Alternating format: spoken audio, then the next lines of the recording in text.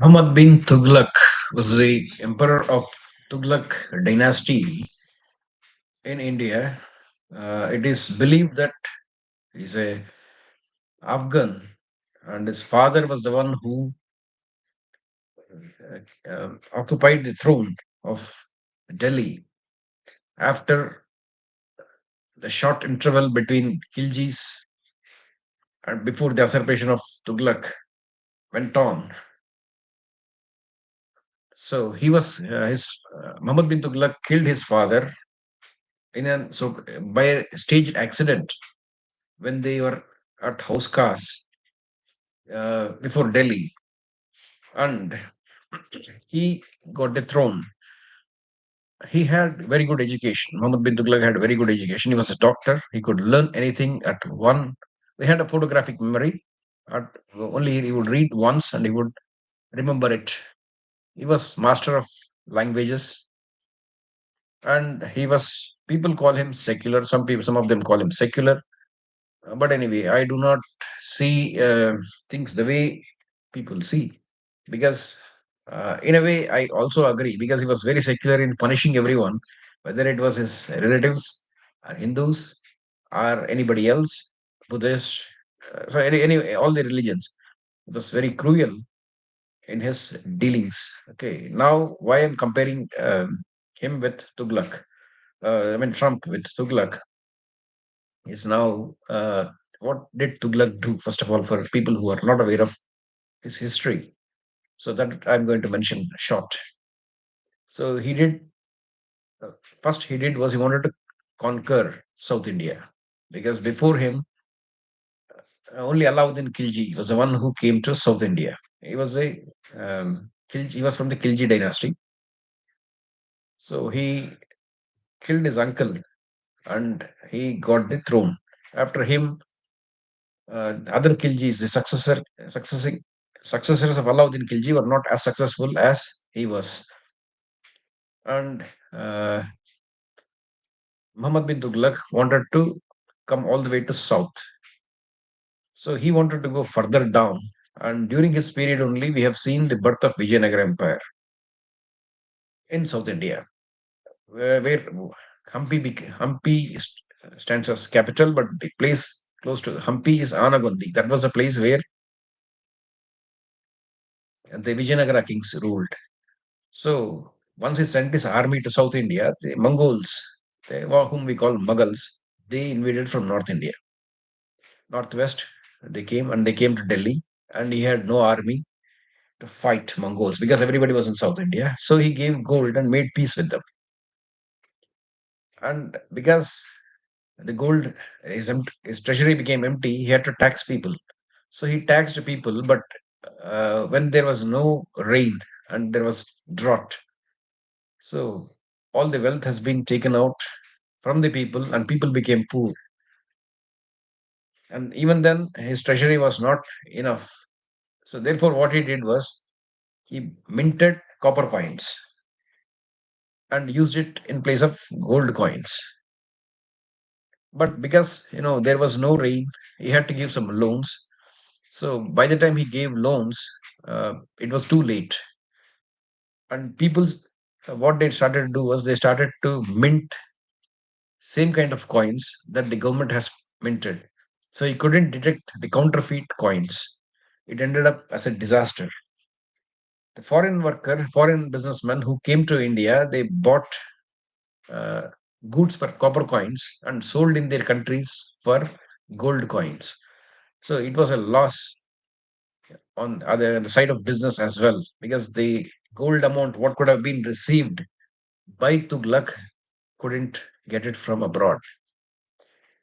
And he's thought he would, if he shift the capital from Delhi to Devagiri, which is in Maharashtra, 700 miles away, everybody from Delhi had to go according to the order. People who couldn't travel were killed. People who were physically handicapped, they were put to death. All the people from Delhi went to Devagiri. It was a time then Ibn Battuta came to India from Tangiers in Africa.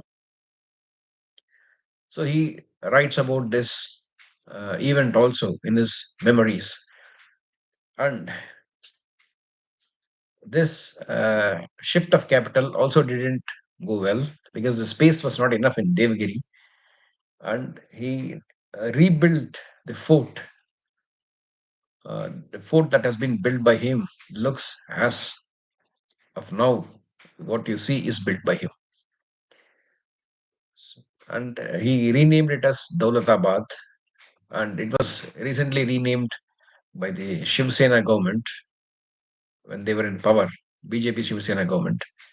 I don't remember the name, uh, what they have renamed as. I think it is renamed as Devagiri or maybe some other name. I'm not sure. So that from there, he again ordered everyone to go back to Delhi because the space was not enough. Then they went back.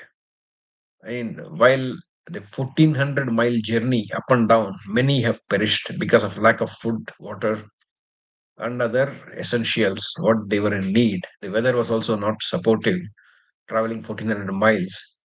So, this is a kind of thing that Trump is doing now. Okay. The 22.5 million, according to 22, 23 million people, according to Trump, are illegal in the USA.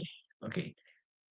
To send them back home, you need about each person, you need about three officers. So 22 million. Okay, okay, the records, what they say is less than half of what he's saying. So let's say about 10 or 10 to 12 million people are there, illegals. Let's accept that it's only 10 million for an easy calculation. So you need 30 million people at least to work in this, to identify, to arrest, to do the paperwork, to go to the court, get the legal proceedings, then negotiate with the government of their origin and put them in flight, send them back. And you can't just do it overnight, just arrest and put them back. You need a detention center where when the things are going on. This detention center, you're not going to keep them hungry. You have to feed them. And all this is going to cost you a lot. According to 2022 statistics, there are 1.9 million prisoners in the USA. Now we are talking 8 times more. No, sorry, not 8 times. It is 5 times more. Let's say 5 times more for the 10 million. I'm not talking about 22.5 million or 23 million, whatever the number what Trump has said.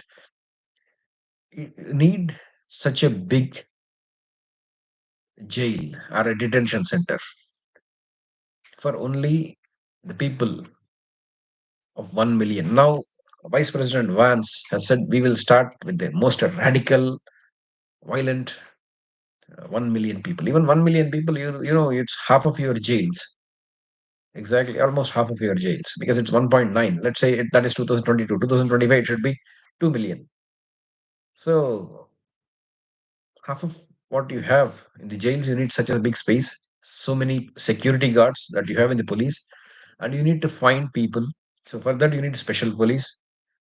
All this is going to cost you no less than 80, at least $8 billion in the US from the US Treasury. Now, again, the second problem is the people who are illegal, they are working in the construction houses. According to some interviews, nobody from the white background, nobody from the nobody wanted to, the American citizens, the real American citizen, black or white, they don't want to come and work in construction of houses. It's illegals who are working from Mexico, from Latin America, they are doing it, and you want to send them back. And now you promised an election that you're going to build houses.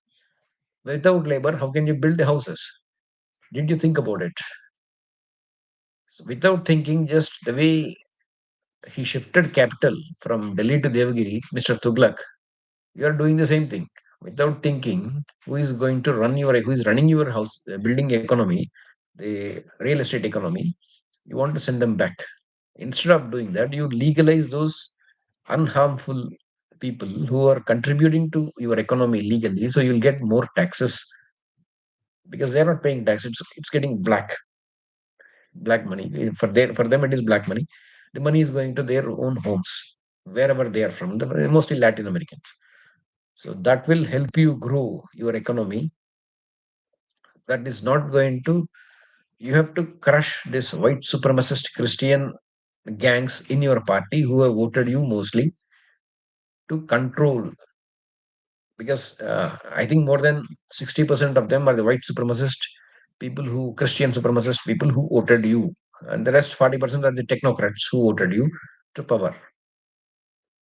And people from the Muslim background also must have voted you, because this LGBTQ they are against Muslims. They strong Muslims they are against. What I mean to say is the extremely religious Muslims are also against this LGBTQ, because they don't allow this gay marriages and male becoming female, female becoming male, and so on. So it's against their religion. So they will be against this idea.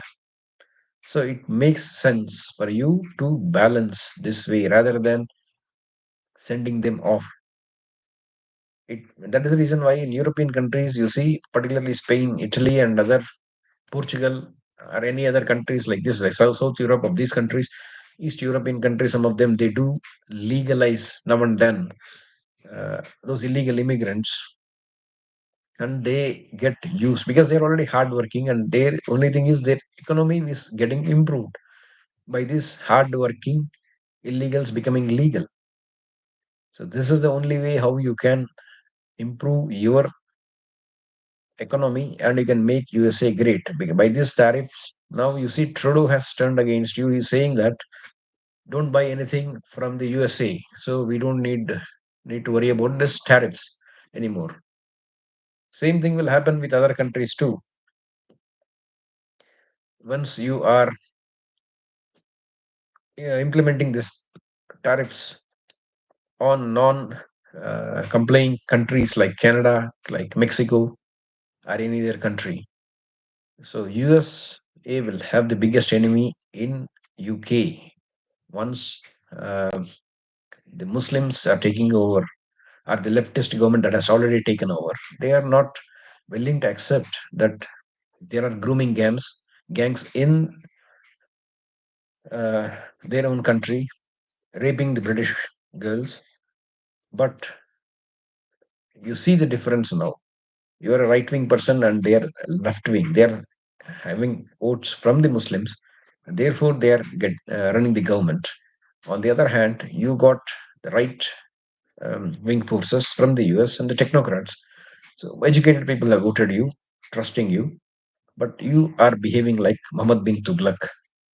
So better you organize yourself well rather than destroying your construction industry, destroying many lives depending on those illegals, and creating a big havoc like Muhammad bin Tughlaq in his society he created. You're going to create the same havoc in your American society. I am not a fan of USA, but at least to say the least, you are not involving any other war as such.